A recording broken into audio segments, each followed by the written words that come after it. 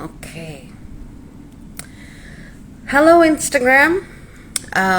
Given the fact that my last video could not be uploaded to IG, I decided to do this live here first, so you would have a chance of accessing it as well. Though the piece that I did related to what's going on in Israel and Palestine, you can still find on my YouTube channel, and you can find that through the link in my profile. So today, I want to talk about what it means to be a spiritual being, a being who walks in alignment with a higher principle in these very, very telling times. And I know this is not everyone's cup of tea, and that is totally fine, but that is why it needs to be said. Now, being someone who, yes, very acutely listens to intuition is one thing, but also being someone who looks at the stars, it has been painfully obvious to me for some time which way this is going to go. And I've been thinking about how to best express this to the collective without adding to what is already a very, very troubled psychic field. But if we were to think about what is coming up just around the corner, we are due for a major lunar eclipse, and one that actually trines Pholus, an energy that deals with intense waves of domination, violence, and yes, colonization.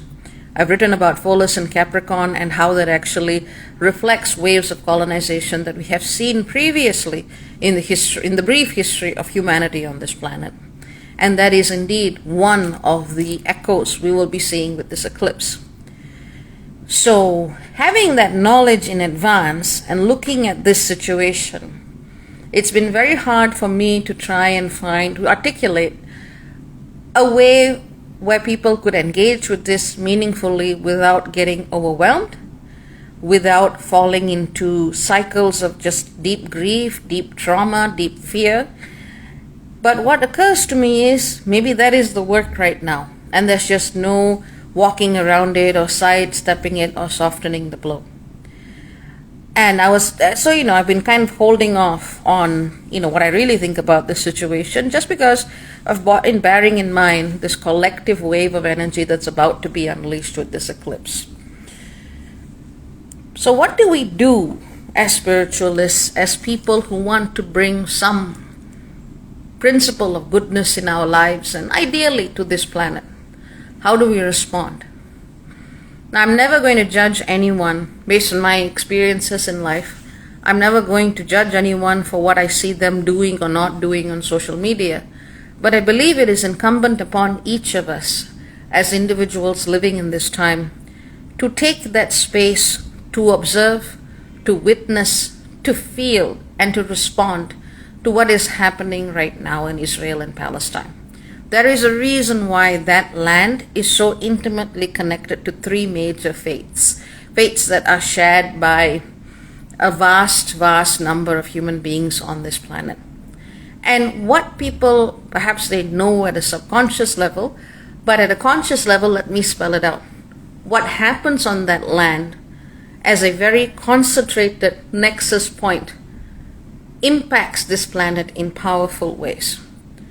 So if my worst fears are realized, and I believe people looking at this situation as well, some would also have that at the back of their minds, if my worst fears are realized, we're going to be seeing a wave, almost like a domino effect upon this planet. And I'm looking at people coming and going because they don't want to hear this message, and that's also okay. But the thing is, whether or not people want to bury their head in the sand, this is still going to be something that we are all needing to face. Because if we are blind at this time, willfully blind, because at this point, with all of the information that has come out, with all of the reportage that is coming from on the ground, from people who have been cut off from basic supplies, and you contrast that with the narrative you see in big media houses, when you look at the difference, you realize who is telling the truth. And effectively, when we look at all of this, we must in ourselves come to a decision on what we can do. And what we can do consciously is to not turn a blind eye. What we can do consciously is to continue to speak the truth, even if people want to suppress it, especially if people want to suppress it. And that is going to be the mark that differentiates people who talk the talk of spirituality versus the ones who walk it. Now, I'm not saying everyone has to join major protests. Sometimes you can, sometimes you physically can't. In Malaysia, for example, I was quite moved by this. Kids actually digitally created a virtual protest on Roblox because they were not, I'm guessing they were not allowed to go and join their parents. People are doing little things, little acts to this of resistance and defiance to this much larger superstructure, which is a combination of politics, the media, land interests, and oil interests that are allowing this massive ethnic cleansing to continue. People all over the world are doing what they can.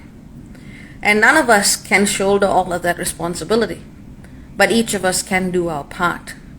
And that is to bear witness, to speak what needs to be said, to hold people accountable, especially when they want to give in to the lies. Now, in any other field, if someone decides that they want to live in a rose-tinted view of reality that mainstream media is telling them, they're like, okay, you know what, that's your choice.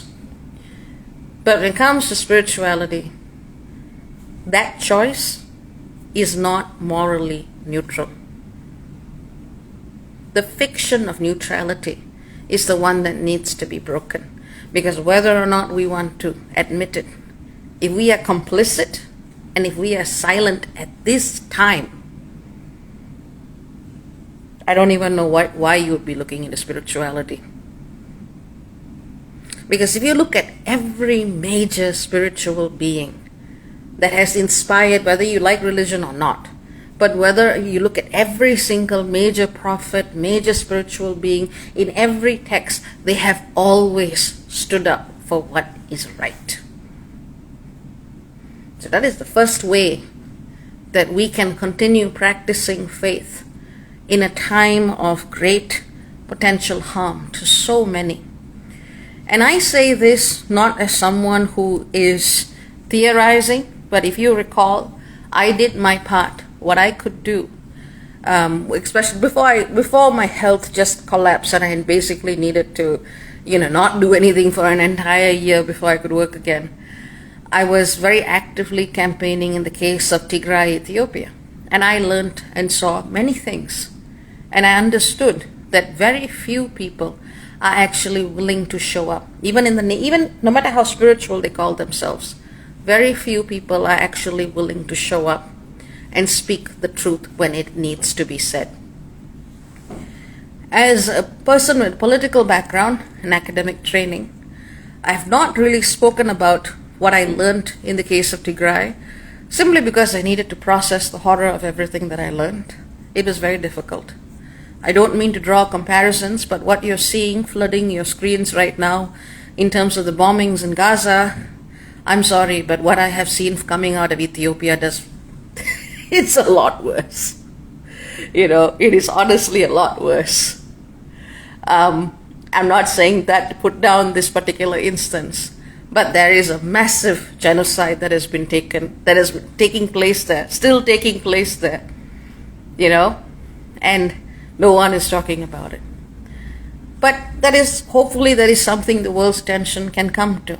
But I saw how few, or even people who follow me, how few actually dared to do something. How few actually engaged. There were people writing notes of, oh wow, you're so honorable, you're so noble for doing this, but that's great. But there were so few of you who were willing to take the time. And unfortunately, that situation remains. And this is what I learned, because you know me, if I say I'll do something, I will do something when the time is right. I took it all the way to the International Criminal Court of Justice, solo. I took it all the way. And I am legally not allowed to share their response. But I can tell you, in a nutshell, what I learned there showed me, and as a parallel to what is happening here, is that the rights of these individuals who are losing their homes and who are being treated in a horrifying way, these rights are never going to be respected by the international system as it exists now. It is called the United Nations. It is not called United Peoples. The system that created the state of Israel or allowed for its creation came from the League of Nations, not the League of Peoples. And it's the same reason why Ethiopia and Tigray are still in the situation that they are in. And it is the same reason why Israel and Palestine have ended up in the situation that they're in now today. We can keep hoping for governments to do the right thing, but as long as it is a fight between a nation state and people supposedly within that larger state, it is the state that gets protection from the system. And that is why every voice counts.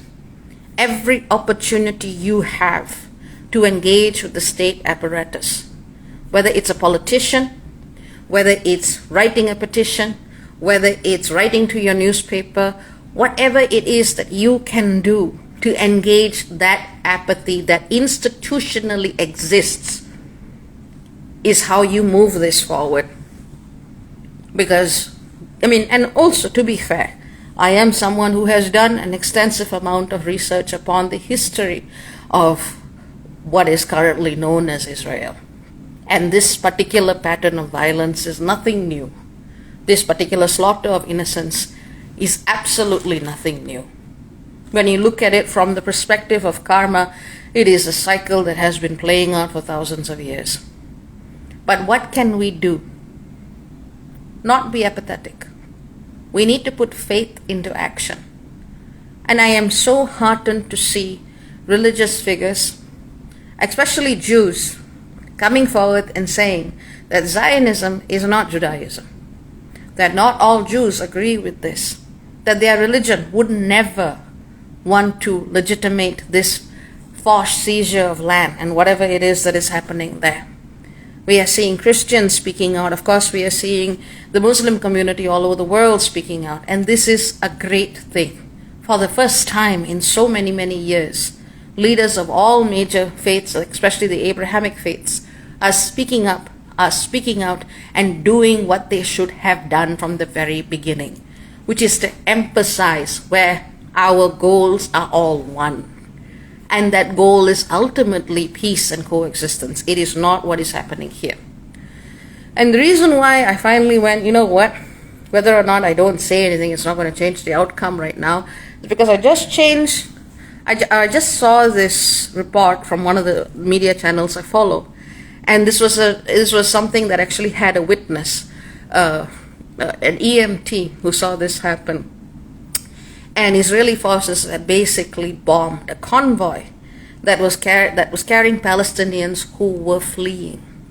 So not only are they seizing their homes for land, and this is documented. Anyone who tells you it's a media fabrication does not know how to fucking read. This is all documented. It has been documented by human rights bodies for decades. So really, their homes are being seized, their land is being seized, they are being told to find safety. And even the ones who are fleeing for their lives are being bombed in the process. Now, I am not an American citizen, but if I was, I would not let your representatives forget this. Unfortunately, the so-called big powers in the West, I'm quite pleasantly surprised to see the stance that China has taken on this, and of course India, but the so-called Western powers, my goodness, the way they are condoning these acts against a civilian captive population, the majority of whom are children, is morally reprehensible. And I don't know if that outcome can be changed. But what I do know is that all of us are going to have to live in the world. Those of us who are fortunate enough not to be stuck in the eye of the storm, as it were. And in the case of Israel, Palestine, even that's not safe. All of us are going to have to really revisit what it means to be a person at a time in which these atrocities have been legitimized and allowed to continue. And this is where spirituality and those who truly walk that path of spirituality must become even more embodied. It must become action in the outside world. And I know that people are not going to like me saying this. But you know what? If someone who is on the spiritual path is not telling you to do this, you may want to ask yourself what they are doing for the situation. Write to your representatives. Witness. And I know it is very traumatizing. Especially like this morning, I was just flat out crying. I just could not handle it. But I was just flat out crying this morning. I felt so sick. I didn't even want to eat. And you know what? That's actually a good thing. Because it means I am still here. I am still breathing. I am still alive. I am still engaged. And I am doing what I can by bearing witness. And sometimes that is the hardest job to do. And sometimes that is the most important job. And one of the things that really just, it is inspiring on the one hand, and on the other hand, it's heartbreaking. There was a video of this child, and you could see, if you could see the flame in his eyes. And they said, look, these guys are coming, aren't you scared? And the kids, and you could tell, they were very aware. They just said, okay, let them come. I am not afraid. When I go to heaven, I am going to be telling everything that's happening here.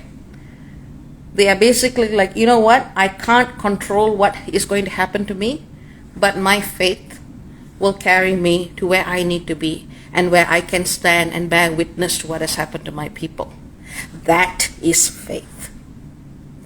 We are so privileged to not have to live in circumstances where you need to embody faith at that level. Some of us have. Some of us have. But collectively, for the most part, no. We are not in that situation where we have to see children in that mindset. And I'm not singling out Islam for that purpose. I am just deeply moved by people who realize I cannot control what is going to happen here. But there is justice up above. And that kind of faith is inspirational, but at the same time, deeply heartbreaking. And if people who are not caught up in this choose to avoid it, choose to go, you know what, I can't do anything. I'm just going to get on with my life and, I don't know, celebrate with a pumpkin spice latte because it's fall and just get on with my everyday because that's what I'm going to do. Well, you might think you're on a spiritual path, but I don't know if that is what it really is about. Find some way to acknowledge what is happening in your lives. I'm not saying you need to be like me and sit and go and look at things and cry. I'm not saying you have to do that. But find some way to integrate an awareness of this. If you have children who are kind of listening to things, putting them in denial is not going to help them. This is a time where we actually need to talk to our loved ones, to go, this is happening now. This is what people actually want. This is what governments are doing. And we are here, alive, bearing witness. And that is one of the most powerful things to do, in addition to calling your representatives, because that does help. But for spiritualists and people who tend to move through things at a more metaphysical level, I'm going to say that it takes a lot of finesse working with the situation just because of the many, many, many convoluted cycles of sacrifice, especially child sacrifice, associated with that land. It is an old story in that land. But and like I said, there's no real scope for someone to just go in and be Superman or Superwoman or super being right now. But what you can do is you can pray. For those of you who are Christians, Saint Joseph is a very powerful figure, especially for the protection of children. The Archangel Chamuel, in particular, is very recommended at this time. And so those are very powerful beings that you can call upon if you are aligned with the Christian faith. And for me, and just to answer Chaitra quickly, yes, it'll be on. You can hear the replay later. And they are very powerful beings of different faiths. So call on the ones that you believe can actually protect these kids. And even if they can't protect them in the flesh, let their voices be heard in seventh heaven. It's not a good situation. And given the timing of celestial events, kind of seems like it's headed for the worse. So as I said, Saint Joseph and the Archangel Chamuel are who I would recommend. Other things that you can do when you pray, when you direct focused prayer, is that you can pray for the protection of the innocent. You can pray for compassion for all. You can pray to create safety. And this directedness of prayer allows you to feel like, A, you're doing something, because you are. Every prayer does move energy, even if it's just a tiny, teeny bit. But that's not the same as saying thoughts and prayers, writing it on a keyboard and walking away. This needs to come from the heart. And unless you actually feel it, it's not going to have much of a punch. Pray for safety. Pray for protection.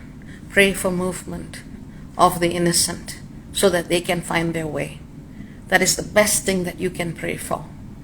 Because unfortunately, there is far too much of a karmic bind on this situation for justice to come in and intervene.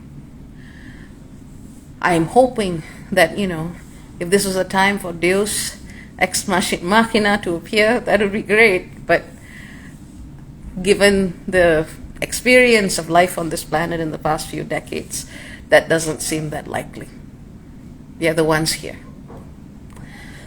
So having said that, that's what I wanted to share. Engage the way you can. I do want to say, as a political scientist, I just feel that this situation has been a massive exercise in settler colonialism, using a very flimsy pretext. As one commentator said, look, just do what the Americans did when they were looking for Osama. They spent in special forces. They didn't go drop a bomb on an entire country. That's what should have happened if you were actually looking for hostages. Even that side has refused taking in more hostages now. So it was never about the hostages. And the people are going to say, no, these fellas raped these people, these fellas killed babies, please somebody send me the photographs. Because I have been looking and there's nothing. This is just naked colonialism. Naked. Brutal and naked. No justification to this. They have some of the most advanced military in the world. And instead of actually conducting a special ops operation, they decided to bomb hospitals and kids. You make of it what you will. Because there were far more reasonable alternatives.